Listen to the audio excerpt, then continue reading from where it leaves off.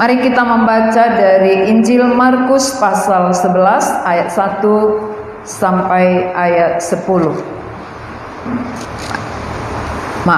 Markus pasal 11 ayat 1 sampai 11. Kita akan baca dalam bentuk responsoria.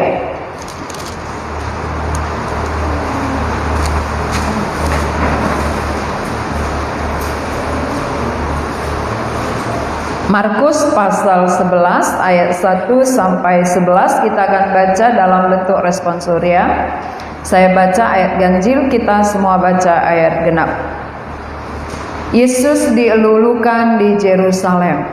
Ketika Yesus dan murid-muridnya telah dekat Yerusalem, dekat Betfage dan Betania yang terletak di Bukit Zaitun, Yesus menyuruh 2 orang muridnya.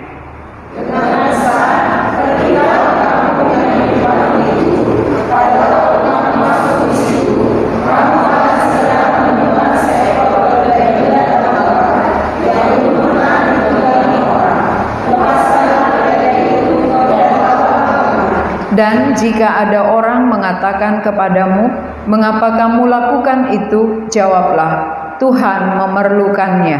Ia akan segera mengembalikannya ke sini.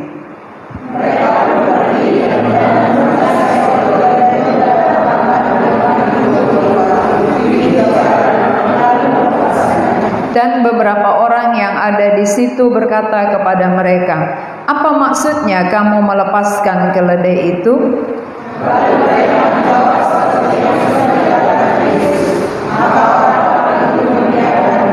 Lalu mereka membawa keledai itu kepada Yesus dan mengalasinya dengan pakaian mereka.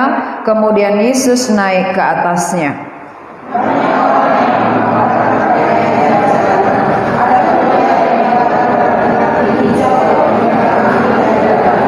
Orang-orang yang berjalan di depan dan mereka yang mengikuti dari belakang berseru, Hosana, diberkatilah dia yang datang dalam nama Tuhan.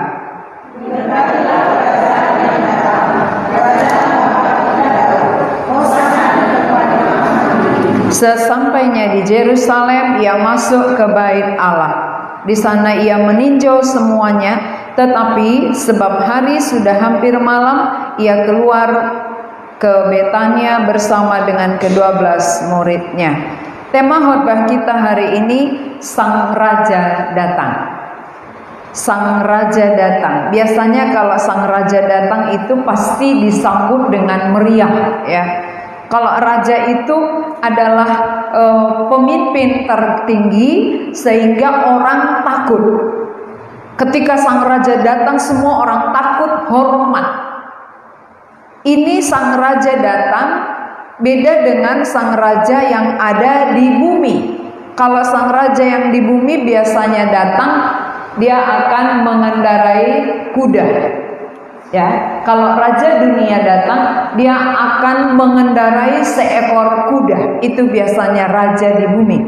Mengapa dia mengendarai seekor kuda? Karena kuda ini adalah lambang peperangan. Kalau kuda dipakai, dinaiki, dia bisa berjalan sangat cepat sekali. Tetapi beda dengan lembu, beda dengan keledai. Itu tidak akan bisa cepat. Kalaupun dipukul, dia nggak akan bisa. Tapi kuda inilah yang dipakai pada zaman dulu untuk perang. Jadi perang bangsa dengan bangsa itu semua rajanya dan tentaranya akan memakai kuda.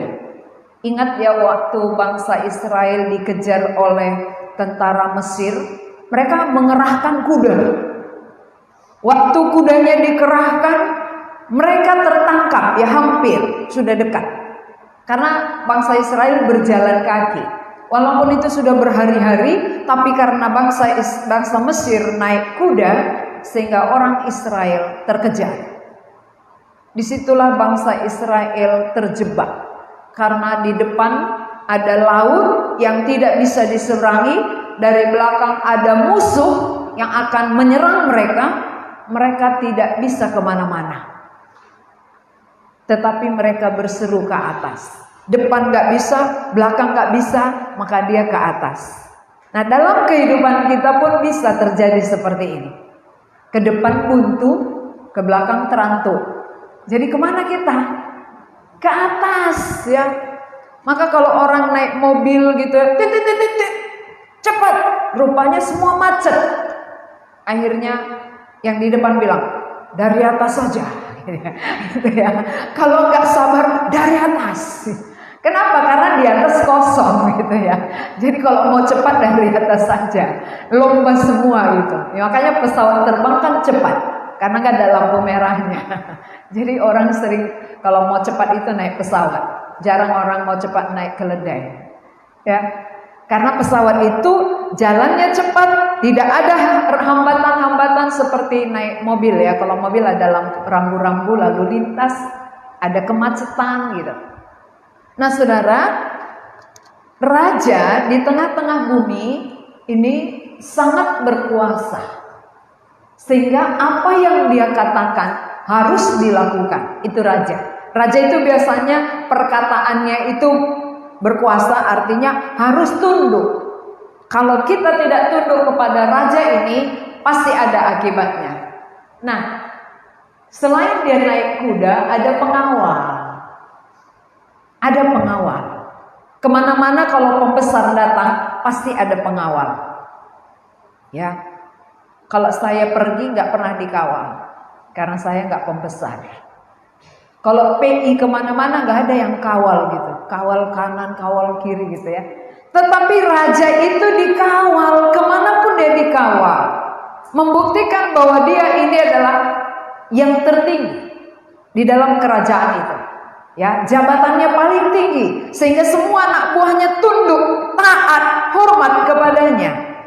Selain dia punya pengawal, ya ada kudanya, ada pengawalnya, dia juga akan disambut dengan alas karpet merah. Ya, semalam kita ada pemberkatan di sini karpet putih ya. Enggak, karpet merah. Kalau ini karpet merah itu menandakan bahwa ini adalah berani. Ya, Anda berani, merah itu. Darahku merah kan gitu ya. Lagu Indonesia kan gitu ya. Tahu lagu Indonesia? Tulangku putih, darahku merah ya. Darah merah itu menandakan berani. Jadi raja itu adalah berani melawan musuh. Berani mengalahkan siapa saja gitu.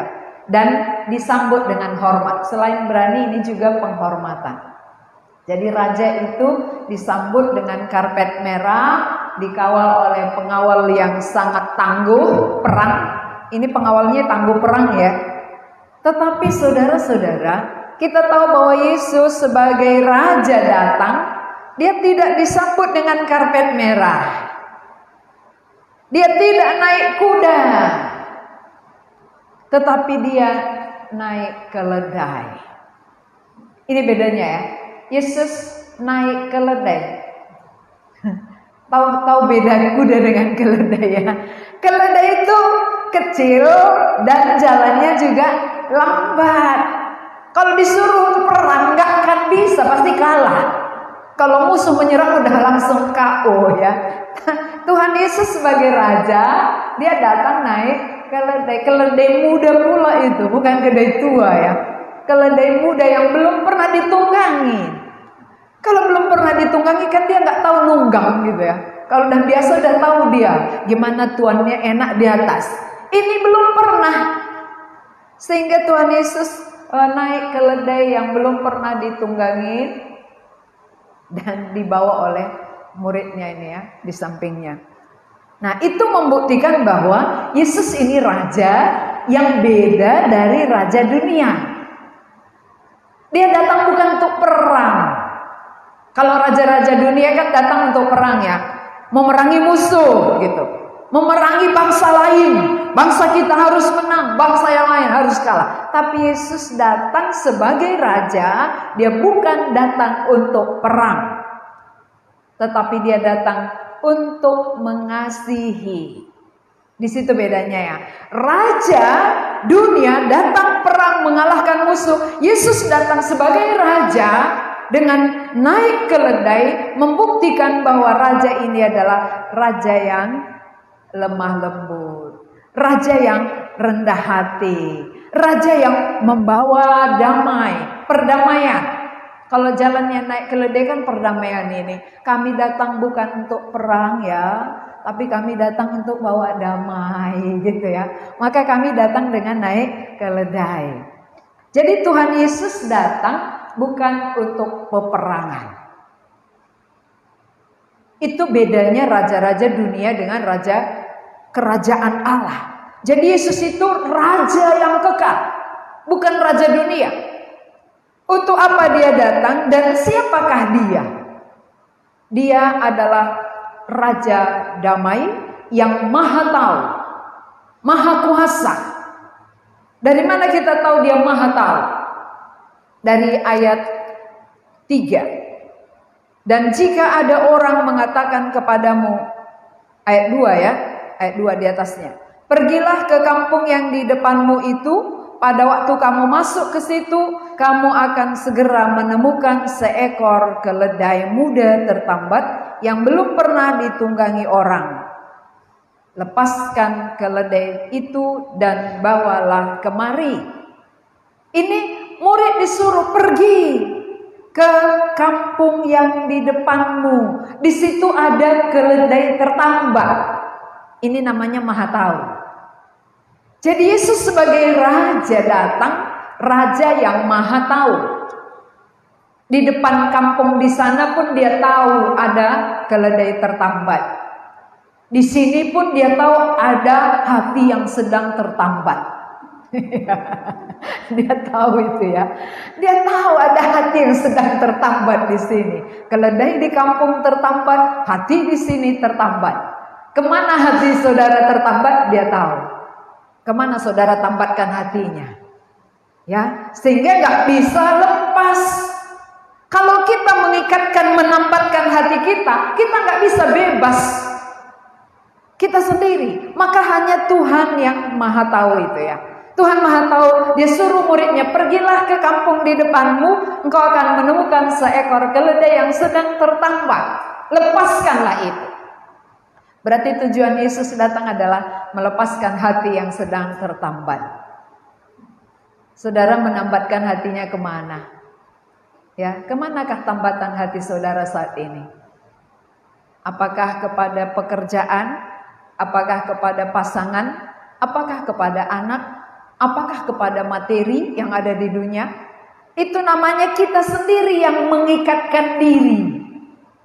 Bukan Tuhan.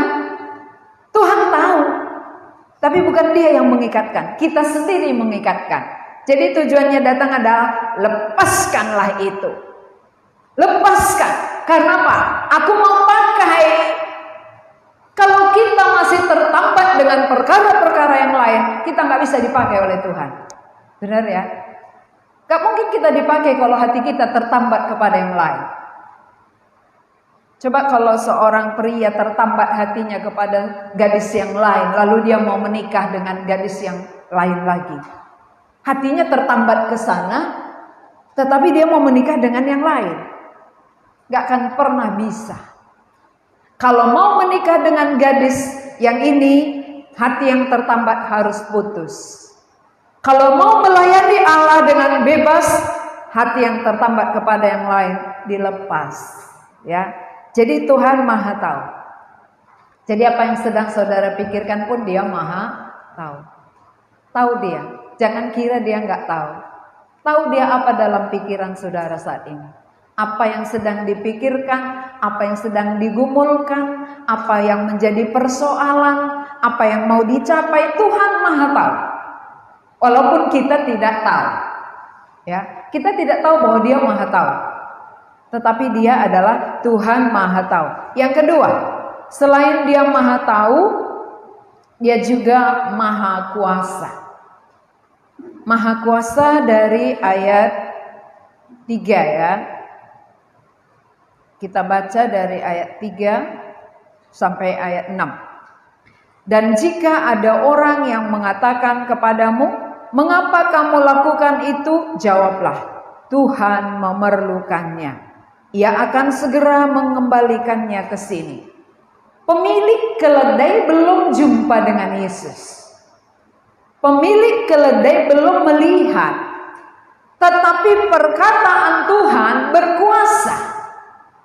Apa yang Tuhan Yesus katakan ya, berkuasa sehingga orang yang pemilik tadi katakan, mengapa engkau lakukan? Tuhan memerlukannya. Ketika dia katakan Tuhan memerlukannya, maka ia akan berikan kepadamu. Terbukti enggak? Terbukti dari ayat berikut. Mereka pun pergi dan menemukan seekor keledai muda tertambat di depan pintu di luar, di pinggir jalan, lalu melepaskannya. Dan beberapa orang yang ada di situ berkata kepada mereka, "Apa maksudnya kamu melepaskan keledai itu?" Lalu mereka menjawab, "Seperti yang sudah dikatakan Yesus, maka orang-orang itu membiarkan mereka." Ini namanya apa? Perkataan Tuhan yang disampaikan muridnya tadi diberi kuasa. Ada kuasa. Walaupun bukan Yesus yang langsung datang, ada utusan, tetapi melalui utusan ini kuasa Yesus bekerja. Jadi kita pun kalau mau diutus, ada kuasa diberi Tuhan. Jangan takut. Setiap orang yang diutus oleh Tuhan, ada kuasa di dalam perkataan kita. Bukan kuasa kita, tapi kuasa Allah. Ada kuasa untuk meyakinkan orang yang sedang terikat hatinya untuk dilepaskan. Maka waktu mereka katakan Tuhan memerlukannya, dia biarkan keledai itu. Tuhan berkuasa, perkataannya berkuasa. Adakah kita alami bahwa perkataan Tuhan berkuasa? Adakah kita rasakan dalam hidup kita bahwa apa yang Tuhan katakan itu sungguh terjadi? Ini namanya berkuasa. Kita alami. Perkataan Tuhan terjadi dalam hidup kita, perkataan Tuhan jadi dalam hidup orang lain, itu namanya Tuhan berkuasa. Saya sangat senang ya, ketika beberapa minggu terakhir ini tiap hari hujan, pagi, sore ya. Semalam ketika kita punya acara, Tuhan dengar doa. Sehingga dari pagi sampai sore tidak ada hujan. Berarti Tuhan benar-benar maha kuasa. Dalam hal kecil pun kita bisa rasakan, kita bisa alami. Ini membuat kita semakin memuliakan Dia. Bahwa Dia hidup. Tuhan itu maha tahu. Dia tahu apa yang kita perlukan.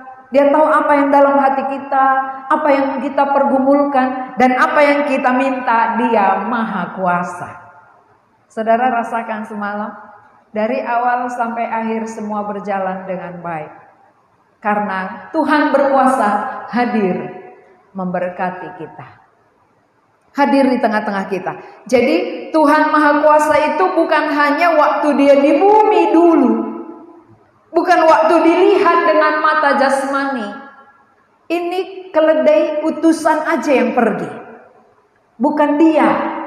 Bukan Yesusnya yang langsung mengambil keledai. Tetapi hanya melalui utusannya. Maka apa yang disampaikan Yesus terjadi. Ketika dia katakan, katakanlah Tuhan memerlukannya. Lalu mereka sampaikan, Tuhan memerlukannya. Lalu dilepaslah keledainya. Jadi saudara-saudara, perkataan Tuhan berkuasa kalau di dalam hidup saudara juga saudara yakin. Saudara yakin bahwa Dia berkuasa melepaskan saudara? Siapa yang meyakini Tuhan berkuasa melepaskan? Ya, Tuhan memang benar berkuasa melepaskan kita. Tapi mengapa kita belum lepas sampai sekarang? Karena kita sendiri yang ikat diri kita. Bukan kita yang mau lepas. Kalau kita mau lepas, kita minta tolong. Tuhan, lepaskanlah aku dari ikatanku ini. Pasti Tuhan beri jalan keluar. Pasti Tuhan lepaskan. Tapi selama kita sendiri yang mengikatkan diri kita tidak akan pernah lepas. Ya. Jadi dua hal sudah terjadi ya. Tuhan maha tahu, Tuhan maha kuasa. Dua-duanya genap. Dia tahu ada keledai tertambat, dia berkuasa mengatakan lepaskan itu, akhirnya dilepaskan. Yang ketiga, Tuhan Yesus adalah Raja Damai. Dia bukan raja yang membawa peperangan, tetapi adalah Raja Damai. Mari kita baca dari ayat berapa Raja Damai. Raja yang membawa damai ayat 2 tadi ya. Pergilah ke kampung yang di depanmu itu, pada waktu kamu masuk di situ, kamu akan segera menemukan seekor keledai muda tertambat yang belum pernah ditunggangi orang. Ini namanya Raja Damai. Dari apa yang dia tunggangi itu, itulah dirinya. Naik apa dia, itu membuktikan siapa dia. Naik kuda, ini raja yang mau berperang. Naik keledai, ini raja yang membawa damai. Itu ciri-cirinya. Jadi lambang kuda peperangan, lambang keledai adalah perdamaian. Jadi zaman dulu banyak sekali dipakai lambang-lambang ya. Kalau zaman sekarang kan jarang itu. Zaman dulu kalau dia bawa kuda, apa maksudnya? Kita pasti diperangi gitu kalau sudah naik kuda. Tapi kalau naik keledai, dia membawa perdamaian. Jadi raja kita adalah Raja Damai yang membawa damai. Yang keempat, dia adalah lemah lembut. Tuhan Yesus sebagai raja adalah raja yang lemah lembut dari ayat 4. Mereka pun pergi dan menemukan seekor keledai muda tertambat di depan pintu di luar di pinggir jalan, lalu melepaskannya. Ya, raja yang lemah lembut naik keledai. Kemudian ayat 7, lalu mereka membawa keledai itu kepada Yesus dan mengalasinya dengan pakaian mereka, kemudian Yesus naik ke atasnya. Ini namanya raja yang rendah hati. Selain raja lemah lembut, dia juga rendah hati. Kenapa? Yang mengalasinya itu adalah pakaian bekas. Kan pakaian bekas ya, yang mereka pakai. Kalau sekarang monja. Pakaian yang mereka pakai sendiri menjadi alasnya. Bukan pakaian yang dibawa dari rumah, bukan pakaian baru, tapi pakaian mereka sendiri. Kita baca bersama ya, biar makin jelas. Ayat 8. 2 ya. Banyak orang yang menghamparkan pakaiannya di jalan. Ada pula yang menyebarkan ranting-ranting hijau yang mereka ambil dari ladang. Ini kan berarti pakaian mereka sendiri sebagai alasnya. Ranting-ranting hijau yang ada di ladang. Bayangkan itu. Ranting-ranting berarti di situ diambil. Pakaian yang mereka pakai, ranting yang dari ladang itu menjadi alas di jalan. Kalau raja yang dunia tadi adalah karpet merah. Kalau Tuhan Yesus ranting-ranting hijau. Jauh sekali beda. Ini tanda kemegahan, tanda keperkasaan, maka dia karpet merah. Tapi Yesus adalah tanda kerendahan hati, sehingga ranting-ranting hijau, pakaian dari pakaian mereka sendiri, dia senang. Itu yang mereka hamparkan ya. Sorry.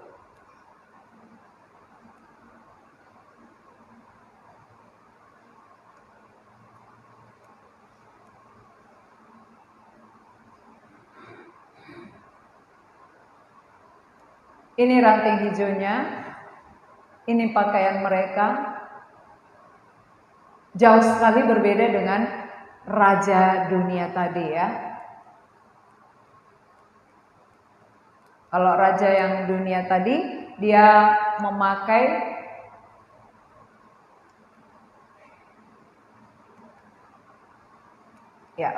ini. Dia memakai karpet merah, kuda yang megah, kemudian pengawal yang perkasa. Dengan Tuhan Yesus jauh sekali perbedaannya. Tetapi ingat, tujuannya itu jelas. Tujuan Tuhan Yesus jauh berbeda daripada tujuan raja. Raja itu demi kemenangan kerajaannya. Tetapi Tuhan Yesus adalah demi menyelamatkan umat manusia. Raja damai adalah bagaimana supaya manusia ini bisa berdamai dengan Allah. Jadi tujuan kedatangannya berbeda dengan raja-raja yang ada di dunia ini. Tetapi dengan raja dunia kita sering sekali hormat dan takut. Karena apa? Karena terpaksa. Ya kan? Kalau dengan raja-raja dunia semua orang takut, gemetar dan tunduk. Karena itu keharusan. Harus bayar pajak, bayar, kan gitu ya. Harus bayar PBB, bayar. Karena ini namanya raja yang memerintah dengan tangan besi. Tapi kalau raja damai datang, dia merendahkan diri, dia lemah lembut, dia datang memberi damai kepada hati kita. Jadi siapa yang menyambut raja damai, dia akan berdamai dengan Allah, berdamai dengan sesama, dan dia sendiri pun merasakan damai sejahtera. Itu tujuan Tuhan. Ketika kita berdamai dengan Sang Raja, maka kita berdamai dengan Allah, berdamai dengan sesama, berdamai dengan diri sendiri. Jadi dengan cara apa kita menyambut Raja? Raja kekal disambut dengan apa yang ada pada kita. Raja kekal tidak perlu sambutan-sambutan yang hebat, sambutan-sambutan yang kita tidak punya. Tapi Raja damai perlu disambut dengan hati yang sederhana. Hati kita sebagaimana adanya, itu yang Tuhan mau. Sebagaimana ada pada kita. Gak perlu kita pikirkan yang gak ada ya, tetapi yang ada. Apa yang ada padaku, dengan itulah ku sambut Raja damai, supaya hatiku benar-benar damai. Kalau raja dunia yang kita sambut, kita tertekan dan merasa terpaksa. Kalau raja damai kita sambut, kita merasakan damai sejahtera karena kita sudah berdamai dengan Allah. Jadi kedatangannya adalah mau melepaskan saudara dari hati yang tertambat. Kemanakah hati saudara tertambat saat ini? Apakah kepada kuasa gelap? Apakah kepada materi? Apakah kepada yang lain-lain? Tuhan berkuasa melepaskan saudara. Tuhan Maha Tahu, Tuhan berkuasa, Dia Raja damai, Dia lemah lembut. Ya, Raja kita adalah Raja yang lemah lembut dan rendah hati. Maka Dia mau menjumpai siapa saja. Dia tidak pilih-pilih orangnya, tetapi siapapun kita yang mau membuka hati, menyambut Dia dengan kesederhanaan kita, Tuhan pasti hadir. Tuhan mau memakai siapa saja dengan kuasanya ketika kita mau diutusnya. Ketika orang utusan itu disuruh, maka kuasa Tuhan menjadi nyata. Kenapa kuasa Tuhan gak terlihat lewat hidup kita? Karena kita tidak pergi. Kalau sang utusan tadi disuruh pergi, dia gak pergi, dia tidak akan mengalami kuasa Allah. Tapi saat dia pergi, barulah dia bisa rasakan, oh Tuhan berkuasa. Sehingga apa yang diucapkan Tuhan Yesus terjadi seperti itu. Nah saudara-saudara, Sang Raja damai datang bukan membawa perang, tetapi membawa damai bagi kita. Sambutlah Dia dengan hati yang sederhana. Mari kita berdoa. Tuhan, kami mengucap syukur kepadamu bahwa Engkau adalah Raja damai yang datang ke tengah-tengah dunia. Bukan membawa perang, tetapi membawa damai bagi kami, supaya kami dapat berdamai dengan Allah, dengan sesama, dan dengan diri kami sendiri. Buatlah supaya kami semakin mengerti bahwa yang Tuhan harapkan bukan hal-hal yang tidak kami punya, tetapi hal-hal yang ada. Itulah hati kami dengan kesederhanaan kami, mau menyambut Tuhan, sehingga Tuhan hadir di dalam diri kami. Terima kasih Tuhan, ketika kami mau diutus oleh Tuhan, maka kuasa-Mu akan nyata kami alami di dalam kehidupan kami, sebagaimana yang dialami oleh orang yang Tuhan utus untuk mengambil keledai itu. Perkataan Tuhan berkuasa. Demikian juga sampai hari ini, walaupun kami tidak melihat secara nyata dan jelas di depan mata kami Tuhan, tetapi perkataan-Mu yang sudah tertulis di Alkitab ini sama kuasanya dengan zaman dulu ketika Engkau ada di bumi. Yakinkanlah hati kami supaya kami benar-benar percaya bahwa Engkau adalah Tuhan yang Maha Tahu dan Tuhan yang Maha Kuasa. Terima kasih Tuhan. Di dalam nama Yesus kami berdoa. Amin.